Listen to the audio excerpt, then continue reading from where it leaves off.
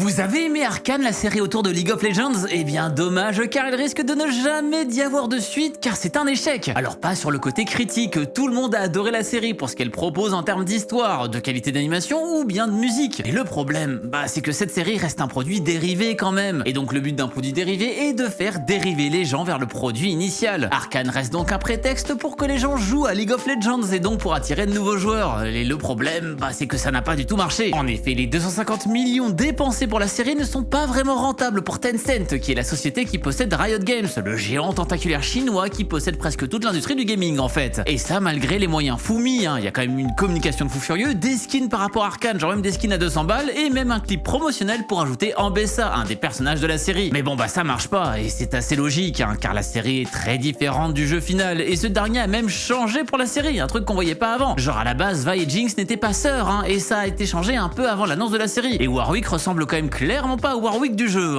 Donc tout ça veut dire peut-être pas de saison 3 d'Arcane un jour, ou alors le truc se voudra plus proche du jeu, et on verrait une série avec 5 mecs qui se battent contre 5 autres, avec un des bonhommes qui se met à AFK à la base car on lui a volé le blue buff, et un autre qui lui souhaite de mourir du cancer. Là au moins ce sera fidèle au jeu. Mais ouais, c'est là la grande différence avec Cyberpunk Edgerunner ou encore Fallout, qui a gagné le prix de l'adaptation vidéoludique de l'année. Car là, ça adapte vraiment le jeu et vraiment l'univers. Ça le déforme pas à sa sauce pour en faire justement ce qu'ils en veulent. Alors l'un des cofondateurs de Riot a dit que c'était pas vraiment un désastre, car si ça a fait kiffer les joueurs, ça les font donc kiffer aussi. Mais la réalité est que tout doit rester rentable et surtout un produit dérivé. Et si ça l'est pas, ça n'existera plus. Vous pensez qu'Arcane mérite vraiment ce destin funeste et que finalement ça aurait pas été mieux que ce soit une série qui ne soit pas reliée à un univers déjà existant? Mais sans ça, est-ce qu'il y aurait eu des moyens aussi gargantuesques pour financer la série? Ouais, c'est assez compliqué comme question quand même,